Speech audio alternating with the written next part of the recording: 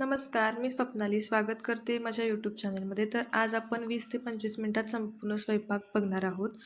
तर मी इथं कुकर लावायला घेतला. तर मी माझ्याकडे 5 लिटरचा कुकर आहे. त्यामध्ये 2 डब्यांमध्ये म्हणजे आमटी आणि भात म्हणजे डाळ आणि भात असं होतं. तर मी आज मसुरीची आमटी बनवणार आहे.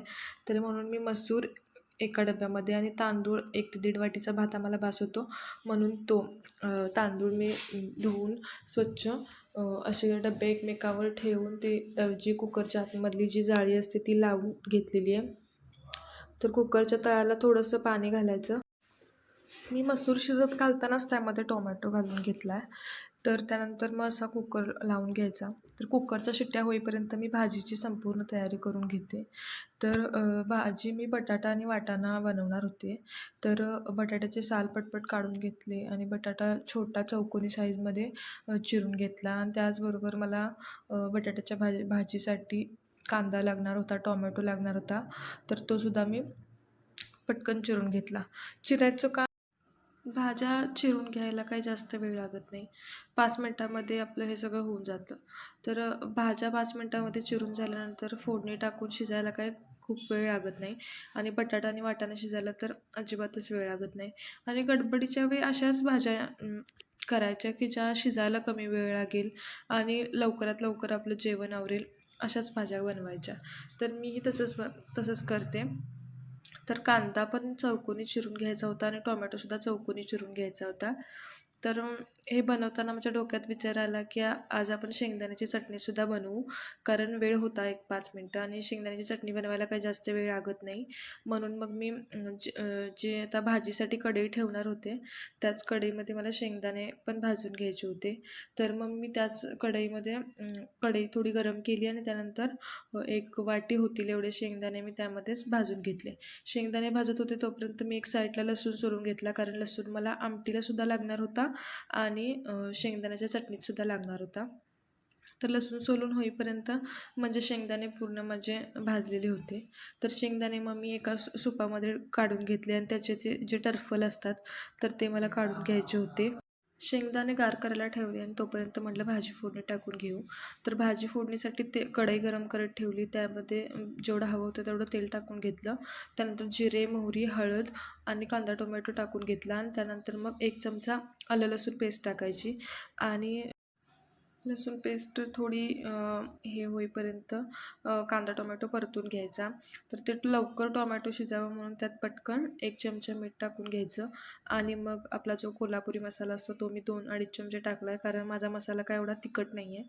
तर 2.5-3 चमचे मसाला टाकल्यानंतर त्यात 1 चमचा किचन किंग मसाला टाकला आणि जो वाटाणा मी बटाटा काळा पडू नये म्हणून मी तो पाण्यामध्ये टाकून ठेवला होता. तर बटाटा आणि वाटाणा आणि त्या मसाल्यामध्ये पूर्ण कांदा टोमॅटो भाजलेला होता त्यामध्ये पूर्ण परतून घ्यायचं.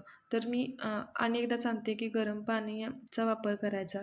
थंड पाण्याचा वापर केल्यानंतर भाजीची टेस्ट बदलते. म्हणून मग मी इथं एका ताटामध्ये गार पाणी गरम करायला ठेवलं. तर भाजीच्या वर असं पाणी ठेवलं की ते गरम होतं. कोमट थोडंसं गरम झालं की ते मग आपण परत त्याच्यामध्ये टाकू शकतो. तर इथं पाणी गरम झालेलं होतं. मग मी पटकन ते पाणी त्या भाजीमध्ये टाकून घेतलं. तोपर्यंत लसूण माझा सोलून झालाच होता. आता मला शेंगदाण्याची चटणी बनवायला घ्यायचं होतं. तर मी हे पाणी त्याच्यामध्ये टाकलं आणि मग भाजीला उकळी येईपर्यंत थांबले. तर हे शेंगदाण्याचे असे टरपल तोपर्यंत काढून घेतले भाजीला उकळी येईपर्यंत. तर भाजीला उकळी आली मग मी ते पटपट परत एकदा हलवून घेतलं आणि मग भाजी शिजेपर्यंत गॅस स्लो केला आणि ठेवून दिलं. तोपर्यंत म्हटलं आपण शेंगदाण्याची चटणी बनवून घेऊ. तर शेंगदाण्याच्या चटणीसाठी मी जे टरफल काढून घेतलेले शेंगदाणे, लसूण आणि जो आपला कोल्हापुरी कांदा लसूण मसाला असतो तो आणि थोडंसं मीठ घालून ते आपल्याला मिक्सरला लावून घ्यायचं आहे. तर झाली आपली शेंगदाण्याची चटणी तयार आहे. ती मी एका वाटीत काढून घेतली आणि बघितलं भाजी शिजली का तोपर्यंत बघितलं तर भाजी शिजायला बटाटा शिजला होता, पण वाटाणे थोडेसे मला कच्चे वाटत होते. म्हणून मग मी त्याच्यावर परत झाकण ठेवलं आणि भाजी परत थोडा वेळ शिजायला ठेवली. तर भात तर माझा झालाच होता. भाजी पण फोडणी टाकून झाली होती. मग मी पटकन आमटी फोडणी टाकायची राहिली होती. मग कुकर गार होईपर्यंत एक 5 मिनटं ठेवला आणि मग तोपर्यंत माझी भाजी पण झाली. मग आता मी आमटी फोडणी टाकायला घेतली. तर एका पातेल्यामध्ये मी 1-2 चमचे तेल घातलेलं आहे आणि तेल घातल्यानंतर त्यामध्ये जिरे, मोहरी, कढीपत्ता असेल तर तुम्ही वापरा. माझ्याकडे नव्हता म्हणून मी वापरला नाही आहे. लसूण आणि आपला कोल्हापुरी मसाला, थोडंसं हळद असं टाकून जी मसूर आणि टोमॅटो आपण शिजवून घेतला होता कुकरमध्ये, तर तो त्यामध्ये टाकायचा. थोडंसं पाणी टाकून पटपट आमटी उकळायला ठेवायची. तर आमटीला उकळी आल्यानंतर त्यामध्ये पूर्ण आमटीला उकळी येऊ द्यायची. थोडीशी त्यामध्ये पण शिजू द्यायची, कारण चटणी मसाला वगैरे संपूर्ण आमटीला लागला पाहिजे. आणि त्या आमटीला उकळी येईपर्यंत माझे थोडेसे भांडे पडले होते, तर मी ते भांडी घासून घेतली. तोपर्यंत इथं आमटीला उकळी आलीच होती. तर भांडे माझ्या पटापट घासून घेतले आणि मग मी परत स्वयंपाकाकडे आले. तर माझा भात झाला होता, भाजी झाली होती आणि आमटीसुद्धा आता झाल्यातच जमा होती. आणि आता मला फक्त बनवायच्या होत्या भाकरी. तर इथं कोथिंबीर घालायची राहिली होती आमटीमध्ये आणि भाजीमध्ये सुद्धा मगाशी राहिली होती. तर मी ती कोथिंबीर आमटीमध्ये पण टाकून घेतली आणि भाजीमध्ये सुद्धा घातली. कोथिंबीर खूप आवडता विषय आहे. त्यानंतर आमटीला बघा छान उकळी आली होती. आमटी थोडीशी आटली पण होती. खूप छान वास येत होता. त्यानंतर मी भाकरी बनवायला घेतल्या. तर भाकरी बनवायला जास्तीत जास्त 5 ते 6 मिनिट लागतात. तर मी तांदळाच्या भाकरी बनवणार होते आणि इथं कसं झालं आहे की इथं पीठ थोडंसं मोठं दळून भेटतं. इकडं आपल्या गावच्यासारखं एकदम बारीक पीठ भेटत नाही. मग त्यामध्ये मला गरम पाणी घेऊन मग भाकरी बनवाव्या लागतात.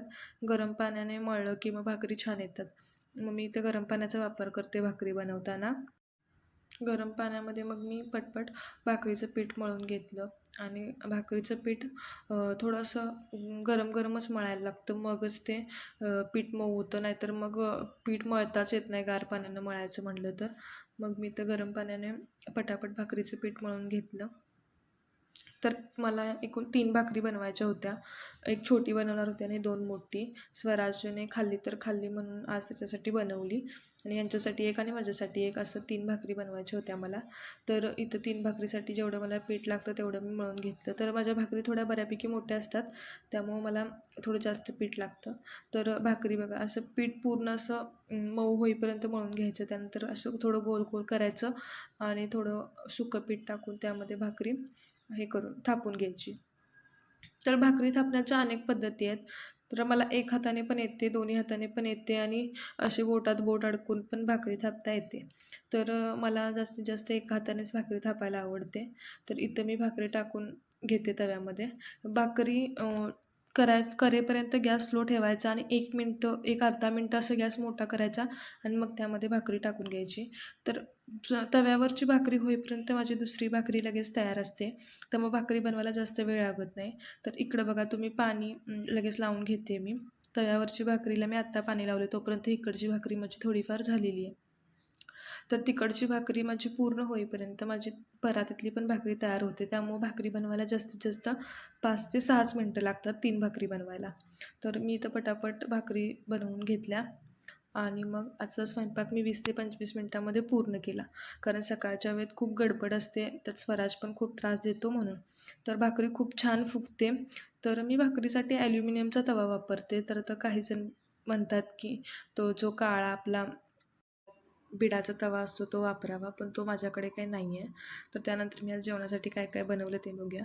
तर तुम्ही बघितलाच होतात, मसुरीची आमटी मी बनवली होती. तर ती मसुरीची आमटी बनवली. थोडासा कांदा आणि थोडा रात्री बनवलेला ठेचा माझ्याकडे होता, तर तो थोडा आणि आपली शेंगदाण्याची चटणी, वाटाणा बटाट्याची भाजी, भात आणि भाकरी असा संपूर्ण स्वयंपाक मी 20 ते 25 मिनटात पूर्ण केला. तर व्हिडिओ शेवटपर्यंत बघितल्याबद्दल धन्यवाद. व्हिडिओ जर आवडला तर नक्की कमेंट करा, लाईक करा, सबस्क्राईब करा, शेअर करा. थँक्यू.